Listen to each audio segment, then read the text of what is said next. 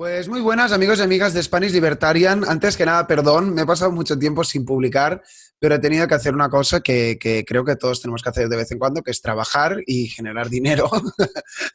Pero aparte de Importante. esto, también pues seguimos con las apasionantes entrevistas. Yo soy el primero que está motivado por este tema. Y hoy tenemos una persona pues que respeto, hace no tanto que lo conozco, pero veo que tiene contenido de altura. Tenemos con nosotros al profesor y también youtuber Fernando Fuentes Pinzón, alias El Picalibro. Fernando, ¿cómo estás? Bueno, muy bien. Gracias por la entrevista, ¿verdad? Me gusta mucho lo que hace en tu canal.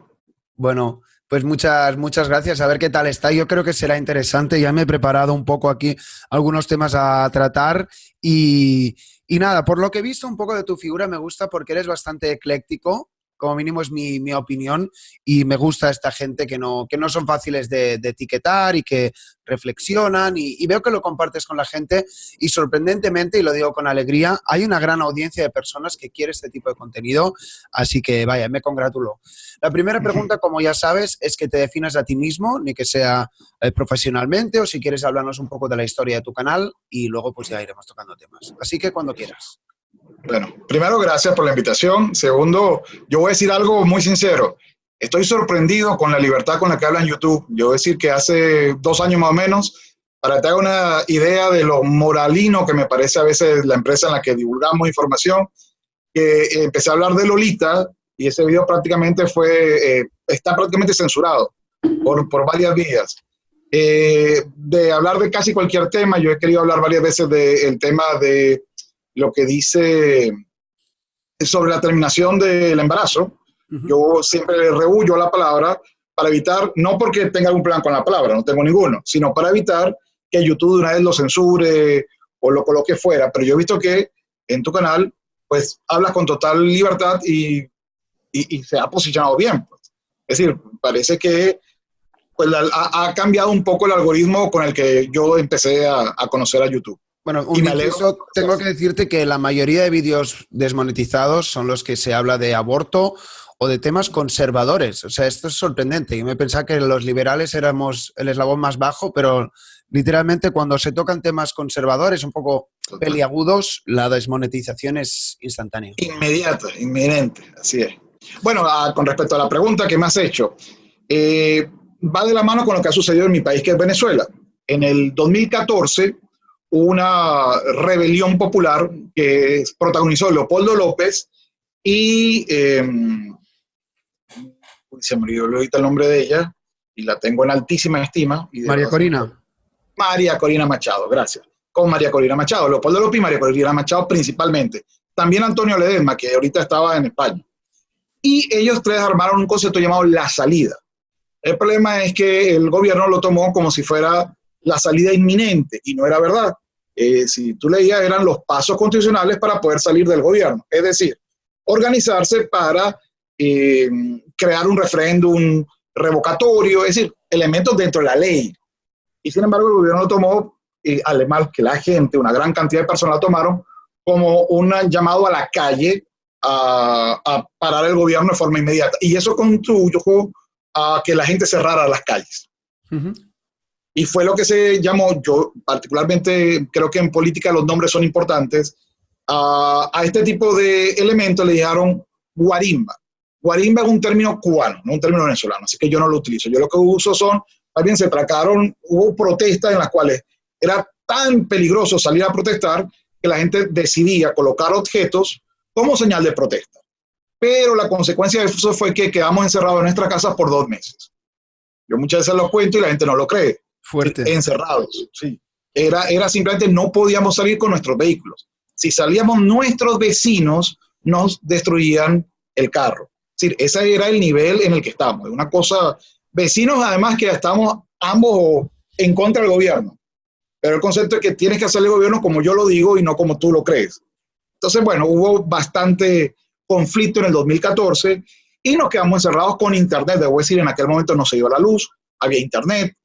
Normalmente los venezolanos, por ya cierto nivel de aprendizaje con el chavismo, con el socialismo, compramos para 1 o 2 meses por si acaso desaparece algún producto.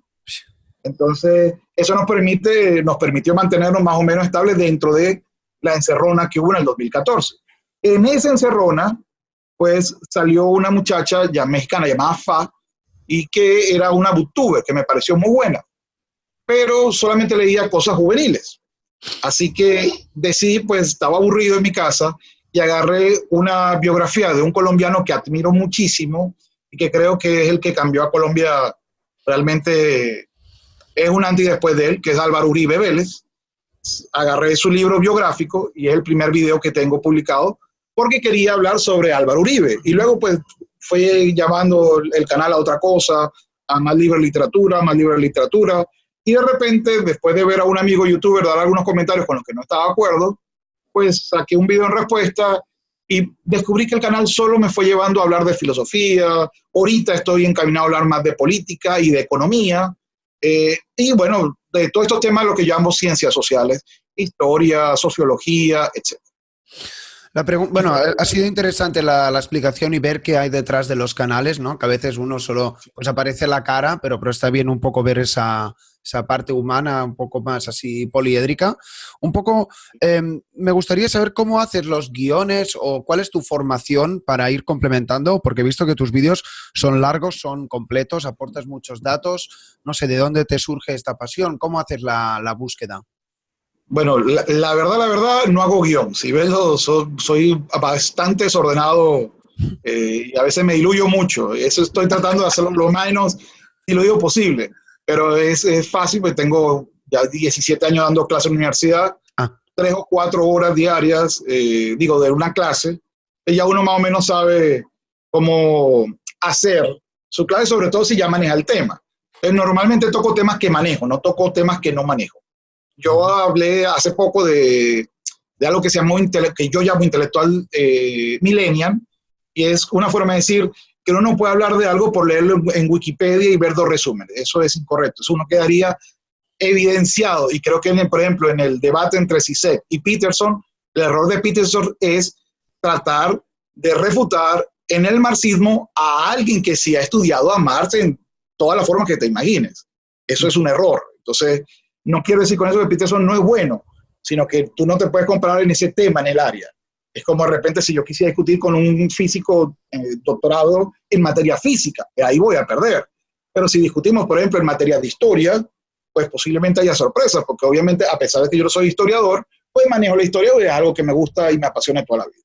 Entonces, el canal ahora, en esta nueva tonalidad, fue más en el tema que más me preocupa realmente. Creo que el exceso de información imposibilita la trascendencia de la información, o decirlo más fácil. Si comes mucho, no procesas la comida.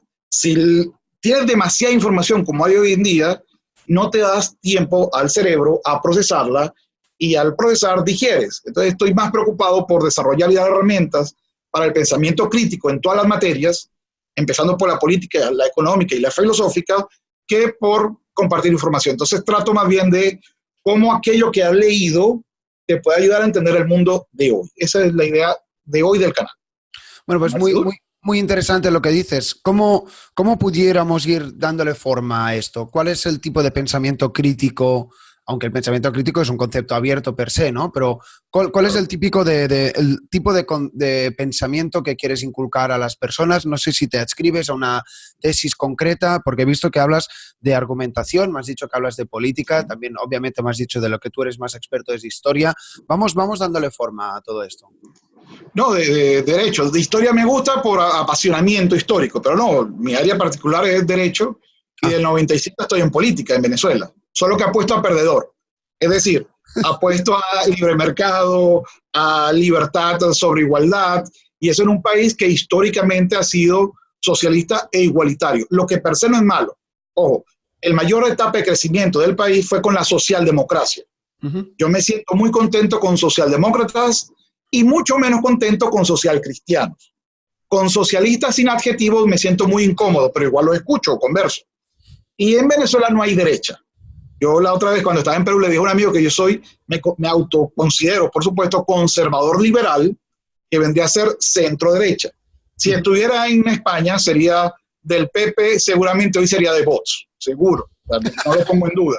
Claro, desde afuera, no vivo en España, no puedo saber, pero con lo que uno visualiza, pues solamente por los chistes que hace la chica esta Sofía es suficiente para votar por bots. He hecho dos videos que me han parecido geniales. Sí, una cosa en nuestros tiempos son los memes, Fernando. En eso sí que pase lo que pase, siempre tendremos los memes acompañándonos y explicándonos, resumiéndonos la realidad. Pero perdón, sigue.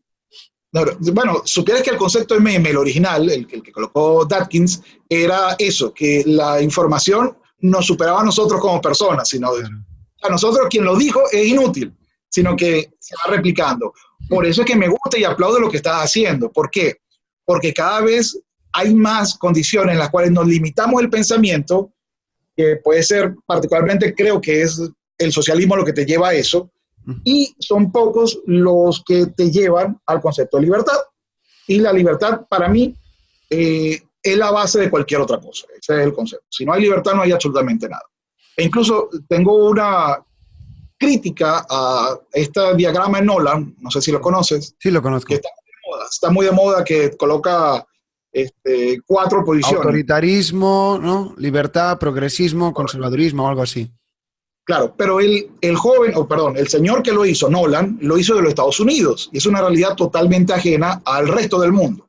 Pues Estados Unidos es el único país que prácticamente nunca ha pasado por una dictadura, jamás. Es una república y siempre se ha mantenido. Entonces, ¿qué es lo que hace Nolan? Nolan separa la libertad personal de la libertad económica, y eso es mentira. Te lo dice alguien que vive en Venezuela. Tú no puedes separar la libertad personal y decir, mira, tú puedes decir lo que tú quieras si tengo que pedirle permiso a alguien para poder comercializar o hasta comer. Esto no lo digo. Trotsky decía que en el socialismo no, en el marxismo-leninismo, el que no obedece no come. Entonces no puede haber libertad personal si no como. Y dígame si tengo hijos, como en mi caso. Bueno, si no le puedo garantizar la comida a mi hijo, no hay libertad personal que valga. Yo quiero la comida para mi hijo. Entonces, ese nivel es lo que no estoy de acuerdo con Nolan.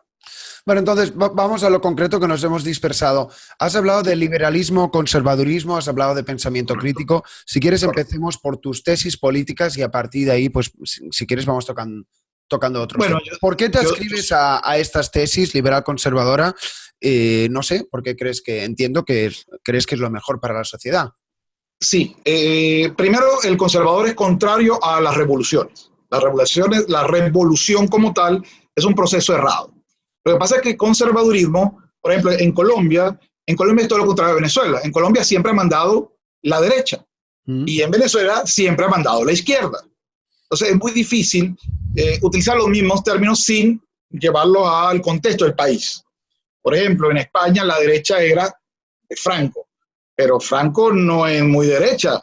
Era un aislacionista absoluto y tampoco había mucha libertad de empresa. Entonces, no logro entender estas adaptaciones que se ha hecho a este concepto. Pero te voy a explicar qué significa ser conservador desde mi punto de vista. Vale. Y por qué aplaudo a los que son conservadores. Porque nos basamos en la tradición, no en la tradición religiosa. Es decir, la tradición se considera que es la democracia de los muertos. Lo explico de una manera. A nosotros la tradición se hereda por las mejores costumbres sociales que sobrevivieron a nuestra época. Esa es la condición del elemento tradicional.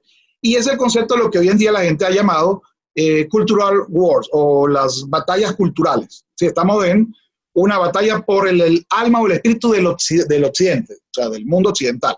Y es verdad. Ahora, la pregunta es, ¿cuáles son los elementos que definen a Occidente? ¿Y de dónde viene Occidente y Oriente?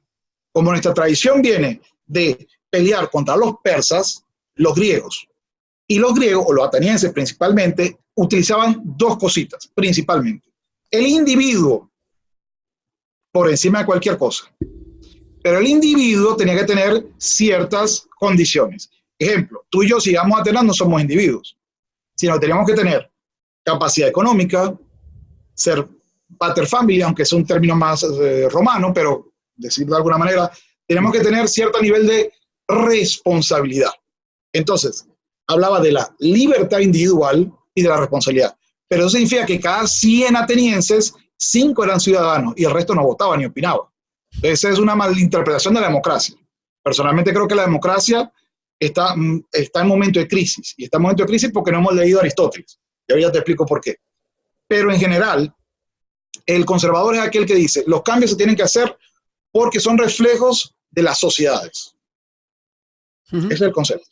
Y no todo cambio social es para bien.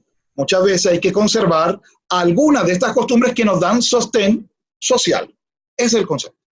La otra etiqueta de la que nos has hablado es conservador liberal. A ver si puedes matizar un poco, porque sí que es verdad, las etiquetas a veces son prisiones, ya lo hemos dicho muchas veces en este canal. ¿Cuál es el matiz que le pones digamos, a esta etiqueta conservador? Y en este caso, bueno, la democracia liberal se entiende prácticamente que nació en 1776 aproximadamente como experimento político real, ¿no? Digo, con la Revolución Norteamericana y la francesa. Burke, que es uno de los primeros conservadores, ya decía, mira, una revolución que haya sido por un grupo solo se puede sostener con la fuerza y no con el convencimiento. El conservador te tratará de convencer, no con la fuerza. Mientras que la revolución no. Y el problema de la revolución es que después de cada revolución viene una contrarrevolución, que va a ser peor que la revolución inicial en la fuerza. Le pasó a España. Y ojo, esto ya no lo digo yo. Hay un libro que es la base de todo conservador de los Estados Unidos, que yo lo recomiendo mucho. El apellido es Weber. En un video que hice, los 10 libros que tenías que leer, imprescindible, está de segundo. Porque él habla de las consecuencias de las ideas. Lo pongo un ejemplo.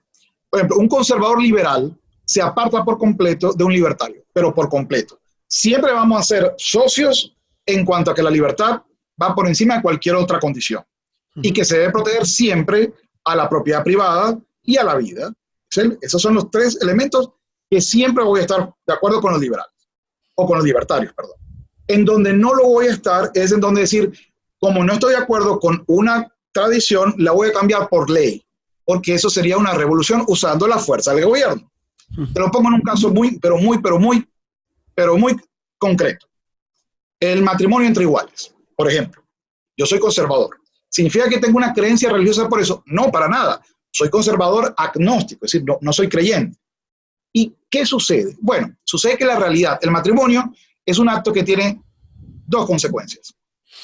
Un aspecto religioso que no tiene que ver conmigo, pero tiene que ver con un grupo de personas. Ejemplo, si tú eres católico o evangélico o no sé, creyente de cualquier área, estoy hablando del cristianismo, pero si tú eres judío o eres islámico, yo no debo de obligarte a ti a aceptar un matrimonio que no tienes por qué aceptar.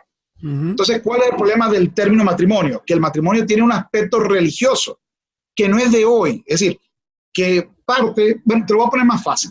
A nivel de esencia, hay 2 formas de ver el mundo del derecho. Uno, lo que cree que se llama positivismo o positivismo significa que la ley es lo que dice el gobierno que sea. Si yo saco una ley de matrimonio, una ley pro aborto, eso lo tengo que hacer porque es obligatorio por ley. Eso es usar la fuerza del Estado, ¿okay? Para poner un punto de vista. Eso no está mal, eso es normal en cada gobierno. En cambio, hay otro grupo en donde yo me meto y donde también se meten un grupo muy grande, libertarios, liberales, conservadores, religiosos, etcétera, y decimos, ya va, hay principios naturales, y se llama naturalismo, que no se pueden corromper por la ley, y si la ley está en contra de esos principios, yo me opondré a la ley. Ejemplo, si de repente tú apruebas el aborto, pero yo como médico puedo hacer una objeción de conciencia, vale, me has previsto una forma en la cual no me tengo que obligar a hacerlo. Cuando me dices, voy a usar los impuestos públicos para financiar eso, ahí hay un problema. Porque dices, ya va, pero el presupuesto público es de toda la nación. ¿Cómo vas a colocar para cometer, por ejemplo, algo en contra del principio de la vida, con el capital de toda la población, para financiar el deseo de un grupo muy pequeño? Es, por ejemplo, por ahí. Pero un inciso, quizás nos estamos quedando enfrascados aquí, pero es interesante. Por ejemplo, veía un debate entre Ben Shapiro bueno, una conversación entre Ben Shapiro y Dave Rubin, que Dave Rubin pues es homosexual, Ben Shapiro es religioso, como sabes, y él decía que él cree que es, digamos, el matrimonio homosexual es pecado, pero que digamos, esto está dentro del fuero personal o de lo como uno concibe la cultura, pero que por arriba está la libertad, es decir, que si cada uno respeta lo que quiere hacer con su unión civil o lo que sea, pues está bien eso. No sé si tú entiendes la mezcla entre conservadurismo y liberalismo así, es decir, yo puedo tener mis opiniones, pero la libertad está por encima de eso. En el caso del matrimonio, ya sé que el aborto ya es otro tema y espero que no lo tratemos, que si no nos daría para otra entrevista. 2 horas. Con respecto al matrimonio. La segunda parte del matrimonio, la primera es la religiosa. Si yo digo que esto desde hoy en adelante va a ser matrimonio, tengo un problema. ¿Cómo hago con las personas que tienen una convicción diferente a la mía? Ese es el problema primero. Pero el segundo es que el matrimonio es un contrato. No es otra cosa sino un contrato civil. Y un contrato civil que tiene solo 2 objetivos. Repartir patrimonialmente algo y cuidar a la herencia, es decir, a la sucesión. Entonces, vamos a ver. Si yo digo biológicamente, es decir, no puedo tener sucesión, no puedo tener herencia, 2 mujeres y 2 hombres, no pueden, simplemente. Alguien me dirá, no, pero a través de la medicina yo puedo colocar, sí, tienes razón, pero no se va a embarazar un esperma con otro esperma, necesita un óvulo, y el óvulo no se embaraza con otro óvulo, necesita un esperma, así que no hay 2 mamás y no hay 2 papás. Pero la pregunta no es, la pregunta es, ¿qué hago yo con toda esa condición de sucesión? Por ejemplo, ¿cómo hago yo para hacer la herencia en ese caso? Porque no es verdad, y esto es un problema legal, no es verdad que si yo subrogo un útero, contrato con el que no estoy en contra, o sea, estoy de acuerdo con esa condición, más creo que tiene que ser regulado. Si yo lo hago, pues la pregunta es, ¿quién es el papá y quién es la mamá? Porque ¿qué pasa si tú lo reconoces, pero biológicamente no? ¿Cómo hago yo para demostrar quiénes son las 2 mamás o quiénes son los 2 papás? Entonces, sí creo, y eso quiero dejarlo claro, sí creo en una unión civil, pero la unión civil no se debe basar en la intimidad de las personas, como tú dices. No es problema de nosotros ni del gobierno juzgar lo que cada quien quiera hacer en su casa. No es nuestro problema. Entonces, ese es el primero. Por ende, decir que es pecado, mira, yo eso sí paso de largo porque no creo que eso, sí, ese no es mi punto, ese no es mi problema. Lo que sí creo es que tenés que resolver, es decir, no es una cosa que se soluciona de forma inmediata. Tienes que resolverme algunos puntos porque el matrimonio está dispuesto y diseñado para algo concreto. Pero aparte, pregunto, como es un contrato civil, imagínate que yo te diga, mira, un contrato civil nunca es un derecho, jamás. Eso, es decir, no es verdad que se le quita a las personas el derecho a casarse, no es verdad. Sino, es como si yo dijera, mira, yo quiero que me des un contrato de hipoteca. Bueno, muy bien, señor. ¿Tiene usted un bien inmueble? No. ¿Y cómo voy a sacar yo una hipoteca si no hay un bien inmueble? Bueno, tengo ese derecho y si no lo hace me discrimina. No, el contrato tiene un objetivo específico. Entonces, yo estoy de acuerdo con la unión civil. La unión civil es el matrimonio entre hombre y mujer. Y digo la palabra matrimonio entre hombre y mujer por quitarle la palabra. Cuando quito la palabra matrimonio, le quiero quitar la parte eclesiástica. Entonces, si lo llamo unión civil, es entre hombre y mujer, entre hombre y hombre, entre mujer y mujer, y incluso entre hermanos, lo que tú quieras, porque son 2 personas adultas que han decidido crear una sociedad. Es como una empresa. Entonces, ellos tendrán que decidir cómo van a hacer la herencia, nosotros, además yo creo particularmente, pues en este caso, si tengo una debilidad particular, yo quiero que haya unión civil entre todos, o sea, entre los que quieran. Y creo que se le debe permitir adoptar, porque tengo un problema de niños sin padres, que necesitan familias. Entonces, yo sí quiero que haya adopción, pero no que haya adopción homosexual. ¿Qué significa esto? Que a mí no me importa lo que tú hagas. Si tú eres una unión civil, son 2 personas. Si ustedes se dan cariño en su casa o no se lo dan, no es mi problema. ¿Qué significa eso?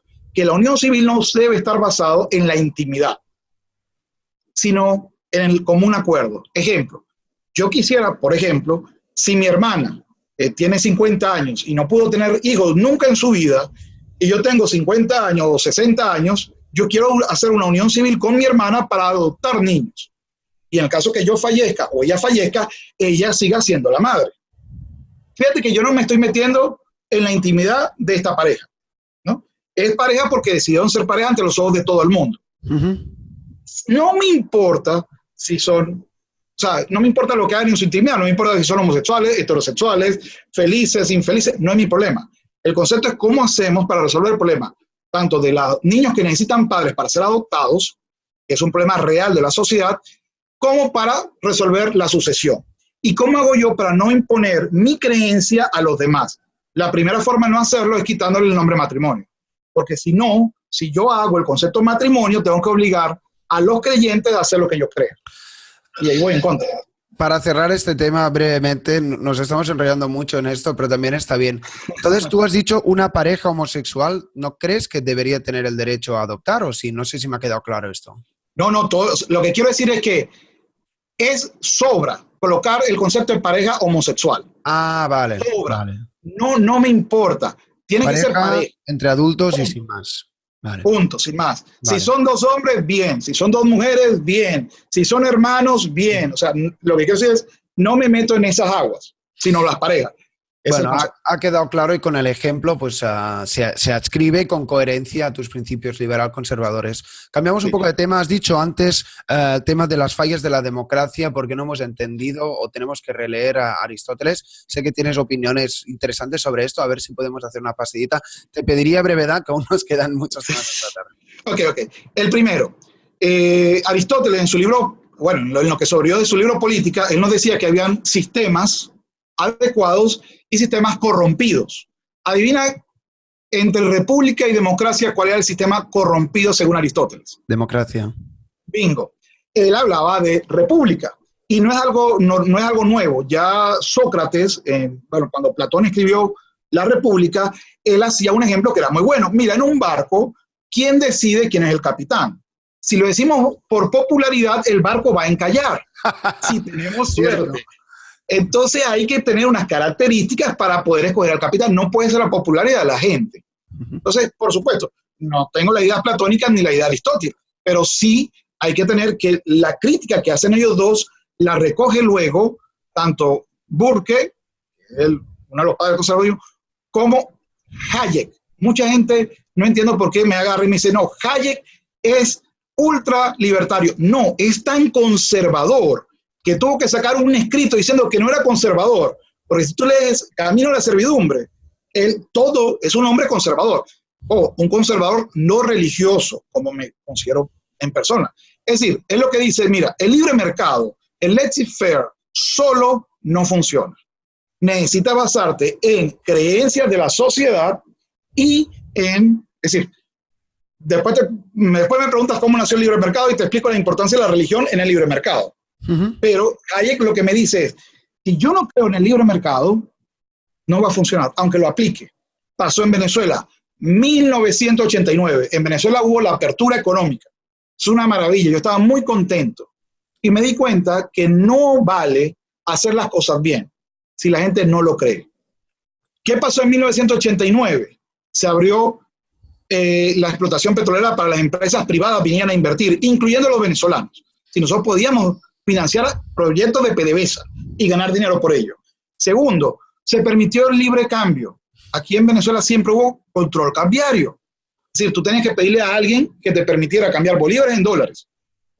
Eso desde el 80 y algo, ¿no? Y después vino otra vez la apertura. Aquí el presidente escogía al gobernador. En el año 89, desde el 89, mejor dicho, se aprobó que fuera local, que tú decidieras quién era tu gobernador y tu alcalde por voto popular. Todos esos cambios no fueron, lamentablemente, muy bien planteados. Se creó la etiqueta neoliberal. Los neoliberales te chuparán la sangre. Menem también estuvo una época en Argentina con esta parte, etcétera, etcétera. Y se creó todo lo que se llamaría una leyenda negra. Entonces, hoy en día en América Latina, decir que tú defiendes el libre mercado o la libertad, muy posiblemente te vayan a acusar de neoliberal, que no tiene ni pie ni cabeza, y hay que aprender a dorar la píldora. Y tal vez por eso soy más conservador que liberal. ¿Por qué? Porque a la gente hay que convencerla primero. Generacionalmente estoy contento porque veo muchos liberales, pero también puedo estar siendo engañado porque si yo soy liberal y hablo de temas liberales, YouTube me va a presentar a solo los que hablan del tema liberal. Y cuando busco de repente a alguien que habla del socialismo o de las injusticias o de la justicia social, veo que tiene 10 millones de visitas. y que no me llega a mí. Pero no es que no llega a la gente, sino que YouTube y todas estas empresas nos han creado un sistema de burbujas intelectuales que pueden originar a decepciones políticas. Entonces, por eso es que es importante la participación para no solamente difundir, sino la presión política real. Es decir, a tomar un candidato, a cuidar la calle. Yo siempre lo digo en clase. Mira, ¿quieres estar en política? Si vive en un edificio, asume una parte de la junta de condominio. Esa es política. Tienes que ganarte a la gente te va a decir de todo injustamente.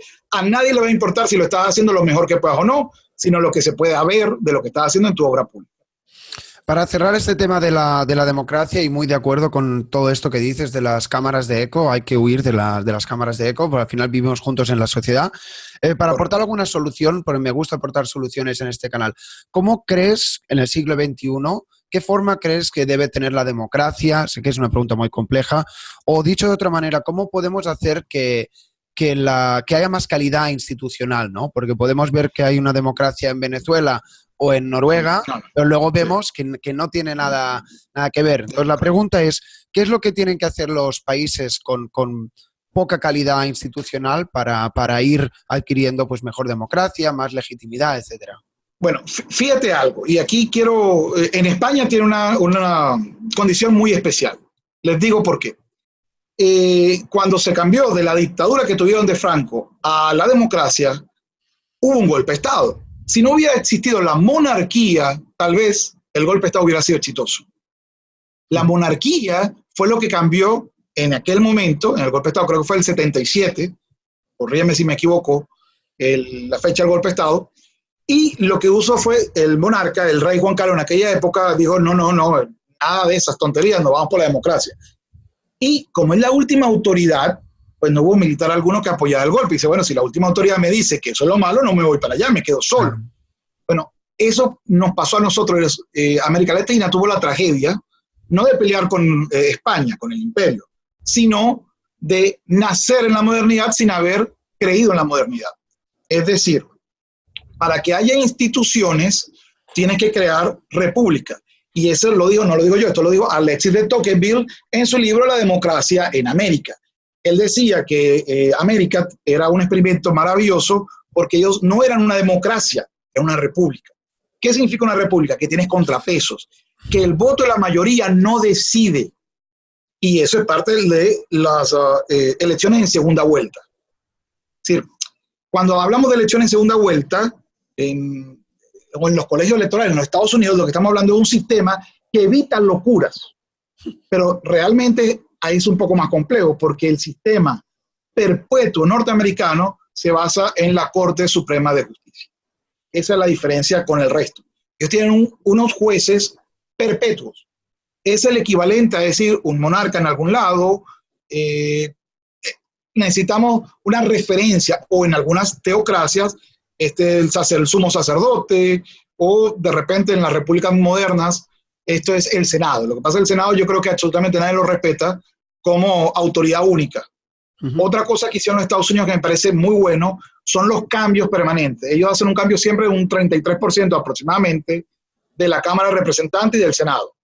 Es decir, si la ola ahorita es pro-Trump, no me vas a cambiar de tal manera que si ganas la elección, todo el Congreso sea tuyo, sino que se dan unas condiciones para que esto funcione. Y tres, según propio Tocqueville, él me decía que era república porque el ciudadano podía escoger quién le resolvía el barrido de la calle. Y además lo cobraba por eso, es decir, los impuestos, todo se manejaba desde la parte local y no de la parte central. Y aquí a mí me gustó mucho lo que dijo Hayek, en que lo que diferencia realmente los sistemas no es la izquierda o la derecha, aunque sea lo más popular, sino lo que creemos que debe ser libre la mayor cantidad posible de tiempo, un mercado y una persona, y lo que creen que hay que planificarlo. Porque ahí tenemos, por ejemplo, a liberales como Keynes, que habla como la socialdemocracia, que me dicen, mira, la economía necesita la ayuda del mercado. Y ojo, es cierto, una economía muy empobrecida necesita la ayuda del mercado. Yo siempre hago una figura retórica aquí. Vamos a imaginar que te estás ahogando y no sabes nadar. Tengo dos opciones. Agarro una tabla y te salvo para que llegues a la orilla. o te tiro un libro y te digo, aprende a nadar tú solo, y te tiro el libro. Ya, ¿Qué crees que va a ser más útil? ya. Pues obviamente si te tiro el libro no consigo votantes. Eso es lo que pasa en el discurso, a veces liberal o libertario. Decimos, tú naciste pobre, es tu culpa. Tienes que salir trabajando y haciendo el esfuerzo. Y si tú vas a la realidad de muchas zonas empobrecidas, verás que las condiciones no están dadas para ello. Entonces hay que buscar un plan para que haya unas condiciones mínimas para que la persona pueda competir. Ese es el concepto. Pero ¿este plan tiene que ser gubernamental o tiene que ser el orden espontáneo, citando a Hayek otra vez? Bueno, en lo personal, y esto ya es una idea, yo quiero creer que debe ser el orden espontáneo. Digo, quiero creer, pero aquí te voy a decir la triste realidad de años de experiencia y de haber vivido en muchos países. No funciona así. No es suficiente. Se necesita una ayuda coordinada estatal. Es obligatorio, no hay forma. Si el nivel de pobreza es alto, si el nivel de pobreza es del 30 al 40%, dale, no hay problema. Pero si tu mayoría es pobre, necesitas, lamentándolo mucho, buscar sistemas que ayuden a ello. Si no, no vas a ganar nunca elección. Esa es la triste realidad. Seguimos adelante, está siendo muy didáctica esta entrevista. Me siento como un alumno más, casi, te diría. Has hablado antes de libre mercado y has hecho como un inciso, has dicho, tiene unos fundamentos religiosos. Esto alguna vez lo había oído por ahí, pero creo que tiene sentido volverlo a traer. Sí. Bueno, te lo voy a de nuevo con nuestra realidad. Yo siempre me siento muy orgulloso de la realidad de haber pertenecido al Imperio Español como persona, pues creo que las ideas españolas fueron buenísimas en una época. Pero pasó lo que pasó en Venezuela. Por ejemplo, la socialdemocracia fue buenísimo para crear clase media. Pero ¿y qué pasa si es como si te dijera, mira, tú eres hijo mío, te voy a enseñar a pensar por ti mismo, a tomar tus decisiones? Bueno, gracias, papá. Ahora tengo 18 años, ¿me prestas el carro? No, hijo. ¿Me das dinero para algo? No, hijo. Anda y gánatelo. Y bueno, eso no tiene sentido. Si claro, yo soy tu padre, yo te toma la ayuda, hazlo bien, y si quieres ganar dinero, te puedo dar un trabajo, te puedo conseguir con quien conseguir el trabajo. Esa ayuda es necesaria. Y aquí la base fundacional de una sociedad no es el individuo, y tampoco el Estado, es la familia. Y esa es la diferencia entre la creencia católica, italiana, española y de toda América Latina con la protestante o la calvinista, es decir, con la alemana y con el concepto norteamericano. Te lo pongo fácil. Si tú tienes 18 años, lo normal que un padre calvinista o protestante diga es, hijo, a ganarse la vida. Vaya allá y te doy una patada y te meto en una universidad privada para que tú hagas tu vida como adulto. Yo no sé cómo son las madres en España, pero eso no te lo vas a liberar. Si tú te vas a una universidad, tu mamá va atrás tuyo. Y tenlo por seguro que la vas a tener allí, al estilo italiano. Es decir, no es fácil desprenderte de esos núcleos familiares porque prácticamente toda la sociedad está creada con el núcleo familiar. ¿Pero por qué? Porque el núcleo extrafamiliar, es decir, el núcleo republicano, uno desconfía de él. Como no funciona, entonces uno siempre busca, y es una de las partes que me gusta y que no me gusta. Te lo pongo fácil. Yo viví 5 años en Estados Unidos y he vivido varios años en países de América Latina. Cada uno tiene sus propias notas, ¿no? Pero para colocarte el ejemplo más evidente que he visto en mi vida de esta diferencia entre España y Estados Unidos, mi hermana es una morena muy hermosa. Y mi hermana estudió en la afuera del pueblo donde estaba, no voy a decir el pueblo donde estaba. Yo estaba en América adentro, no en Florida, no en Nueva York, no, dentro de Estados Unidos, ni siquiera en el sur, estaba en el norte. Y yo estudié al lado de mi casa. Si tú ves la foto de mis estudios, tú verás que todos tenemos la misma pigmentación de color. Eso no pasa aquí. No pasa, simplemente no pasa. ¿Por qué? Porque no existe esa diferenciación absoluta. Y en gran parte se debe a que la propia iglesia dijo, mira, ¿sabes que los indígenas no los trates como cosas? Son personas y tienen un alma. Entonces, ese tipo de... Hay una condición, y debo decirlo que a mí me encanta España. He viajado a España y a Francia. Y la diferencia entre estar en Madrid, y se lo pongo todavía más fácil. Mira, yo llevo una maleta más grande de lo que permitía el metro. ¿Y sabes qué? Me dejaron pasar. Yo hablé con una policía turística que me dijo, no puedes pasar con la maleta. Yo, oye, te juro que no lo sabía. Es primera vez que vengo, estoy visitando. Bueno, no pasa nada. Y me hacen la excepción. Pregúntame en qué zona de Alemania, en qué zona de Francia o en qué zona de Estados Unidos en el norte te van a hacer una excepción por ser turista. Eso no pasa. Pasa en Florida. Si tú en Orlando te pasaste en un carro alquilado, eres turista, te pasaste un poco, el policía no te va a poner una multa, te va a explicar. Pero eso en otras partes de Estados Unidos no te va a pasar. Es un sistema duro de aplicación de leyes. Eso no sirve en América Latina ni en España. Pero he perdido el hilo. Entonces, ¿la conclusión cuál es? Es decir, ¿tenemos que cumplir las normas a rajatabla o está bien que sean relativamente laxas? No, te lo voy a poner fácil. El catolicismo se basa en una sola cosa, en la redención y en el perdón. El catolicismo de Jesucristo para acá. Y el protestantismo es lo contrario. Te dice, ¿sabes qué? Tú le haces bien a Dios trabajando. Y como no podemos saber quién se va a salvar y quién no se va a salvar, pues entonces vive la vida aquí honrando a Dios con tu trabajo. Dígame qué católico te va a decir que tú vas a honrar a Dios con tu trabajo. Pero si es una penitencia, nos dijo Dios en el Génesis, tú trabajarás por conseguirte el pan. Pero ¿a quién se le ocurre imaginar que el trabajo es una bendición a Dios? Es decir, le estoy diciendo no del punto de creyente, sino del punto de vista de, fíjate, el concepto. Esa sola palabra es la macrovisión de toda España o América Latina. Es decir, tu obligación es más ser solidario con la persona que cumplir con la norma. O lo que es igual, pobrecita la persona, no lo sabía, vamos a prestar una mano. A diferencia de otra visión religiosa, el cristianismo, que es, no vengas con eso, tú eres culpable de lo que estás haciendo. Esa es la diferencia. Y de allí en hacia abajo, todo lo puedes encontrar con esa diferencia religiosa. Y a nivel personal, ¿cuál es la que te hace sentir más cómodo? La norteamericana. Salvo por lo de la pigmentación. Te lo voy a decir fácil, te lo voy a poner fácil. ¿Dónde disfruto más mis vacaciones? En España. Claro. ¿Dónde me siento mejor? Por ejemplo, ahorita voy a Cartagena. ¿Dónde me siento mejor, más manoseado? Porque quiero decir que de aquí somos unos manoseadores. Abrazamos, besamos sin conocer a nadie. Igual que, me imagino, igual que en Madrid, por lo menos. En Madrid son unos cuerdas manoseadores absolutos. En Buenos Aires es una cuerda manoseadora. En Chile no. Y si tú ves que en Chile hay una gran inmigración alemana. Y yo lo pongo muy fácil. Vaya al metro de Santiago, en hora pico, en la línea 1, la más colapsada, y verás que la gente pone una distancia, está encerrada en sus teléfonos. Es decir, el propio Estados Unidos, el propio. Pero anda a Argentina a esa misma hora.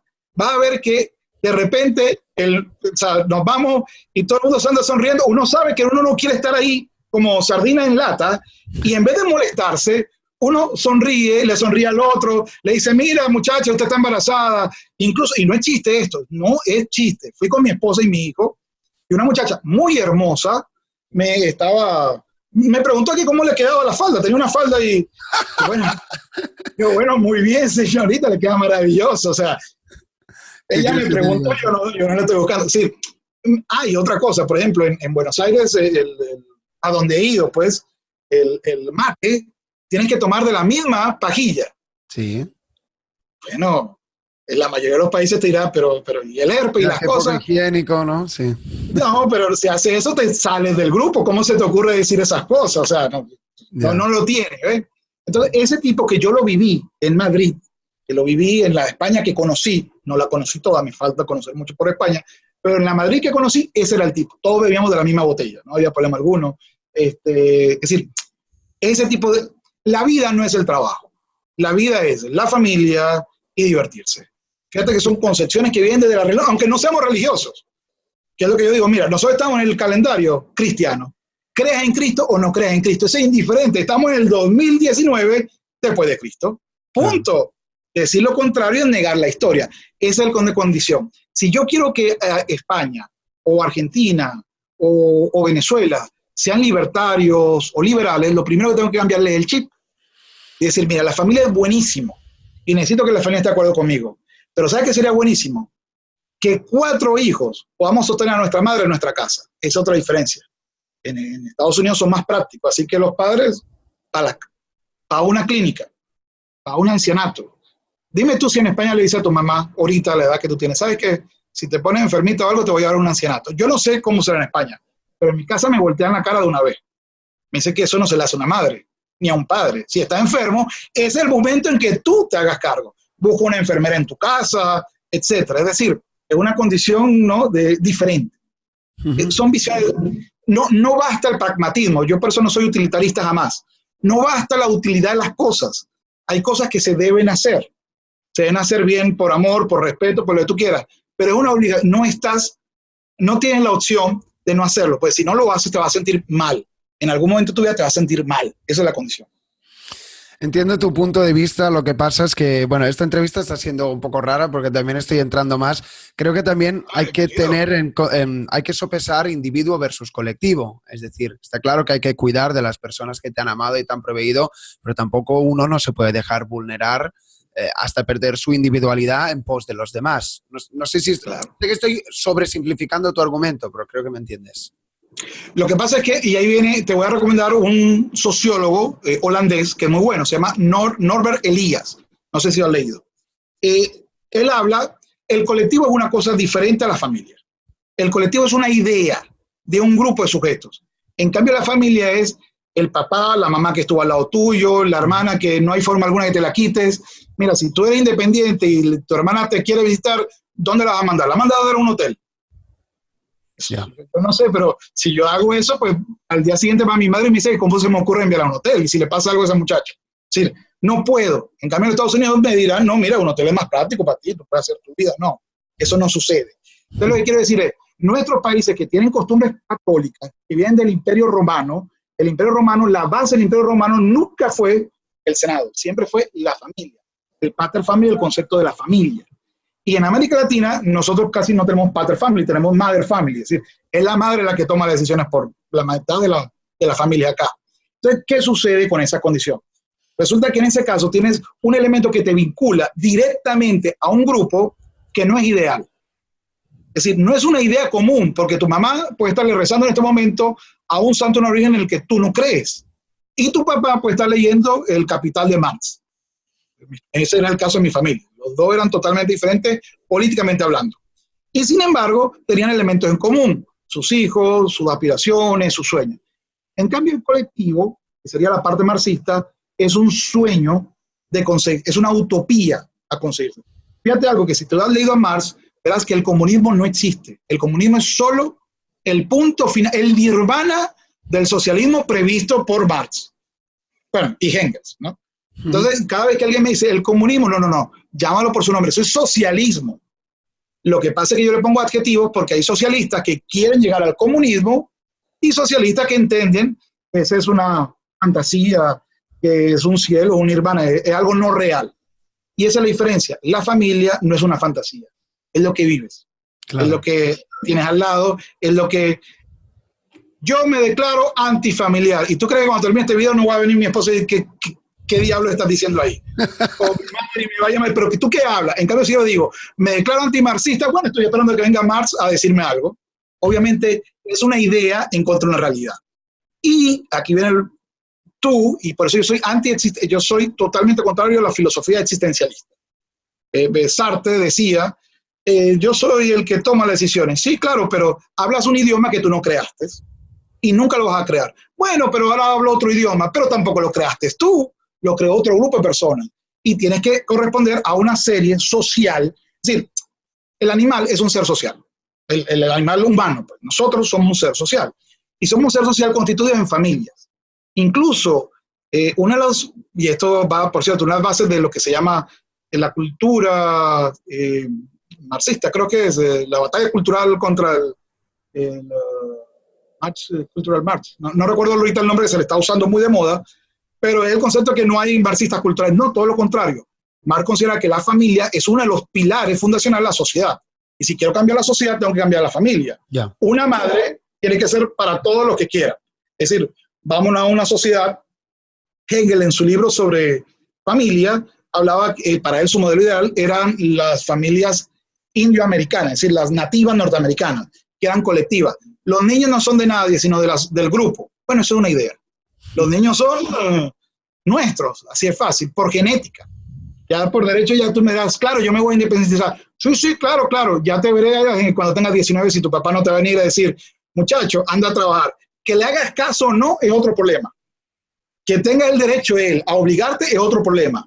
La pregunta es si tendrás la presión social de tu familia directa por tomar una decisión o por no tomarla. Por supuesto, el individuo parte de, es lo que yo siempre he dicho.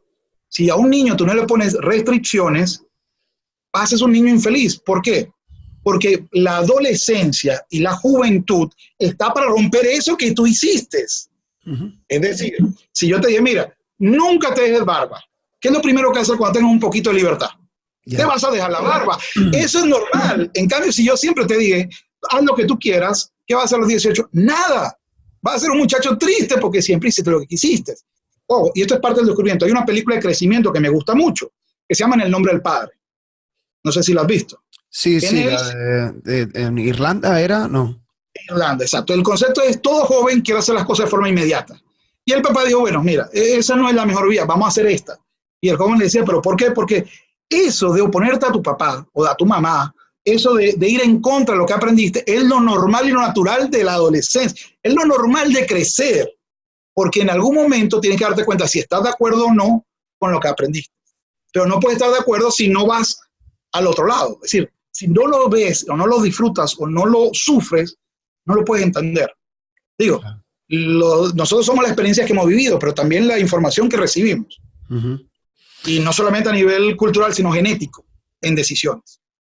Bueno, Fernando, llevamos 50 minutos hablando, pasa el tiempo volando, estoy aprendiendo mucho. Vamos a ir ya a la última pregunta, que como ya sabes, pues siempre es la misma, que es que nos des algún consejo. Así que en este caso, ¿qué consejo nos podías dar para alguien que, no sé, sea un comunicador, como veo que eres tú, que está empezando un canal de YouTube y que vaya, tienes mucha formación y mucha lectura detrás? ¿Qué consejo le darías a alguien que quiera tomar un camino similar al tuyo? Escucha a las personas que opinan diferente a ti. Y cuando quiero decir escúchalos, no es que te crees un hombre paja diciendo, esta es tu opinión. No, no, escucha y trata de crear una respuesta a lo que no estás a favor o de acuerdo. Pero no trates de convencer al otro. Esa respuesta te sirve a ti para el día de mañana crear un discurso un poco más argumentado. Y no me pediste sino uno, pero te doy dos. Viaja mucho. Lo mejor que puedes hacer en la vida es viajar y conocer personas en otras latitudes. Cuando veas realidades, verás que las ideas no se adaptan bien a todas partes. Y cambiarás mucho las visiones, te lo aseguro. Eso es lo mejor que puedes hacer. Escucha a personas que tienen posiciones diferentes a la tuya, pero escúchalos de verdad, no es para replicarlos, escúchalos. Y lo segundo, viaja mucho. Esas son las dos cosas que recomendaría. Si algún día voy al pasado, a mí del pasado le diría eso. Bueno, pues muchas gracias por los consejos, la verdad que me resuenan bastante y yo también me muevo bastante y alimento de una manera peculiar. Pues oye, antes de que cierre, no sé si quieres añadir algo, unas últimas palabras. No, bueno, gracias primero por el canal y por existir. Yo te voy a decir algo, estoy muy contento no solamente por ti, sino porque cada vez veo más personas que están tratando de buscar opiniones diferentes a lo que nos vendían. Porque una cosa más me asusta es que cuando la inteligencia artificial esté más desarrollada, pues nosotros debemos de pensar. Y creo que el pensar es parte de lo humano. Si empezamos a comernos todo lo que nos dicen, perdemos parte de la humanidad importante además. Qué buena reflexión. Esto de la inteligencia artificial también ya lo dejaremos para otra entrevista porque tela. Pues Fernando Fuentes Pinzón, muchas gracias. Dejaremos los links de tu canal y demás en la descripción. Espero que le dejéis algún like o que os suscribáis. Y nada, si os ha gustado esta entrevista, pues también la podéis compartir, dejad algún comentario. Prometo que subiré contenido con más frecuencia, pero uno hace lo que puede. Y bueno, Fernando, pues gracias otra vez por todo tu conocimiento y espero que las personas que la hayáis escuchado pues nos arrime a reflexionar y a tomar acción. Gracias. Saludos, Fernando.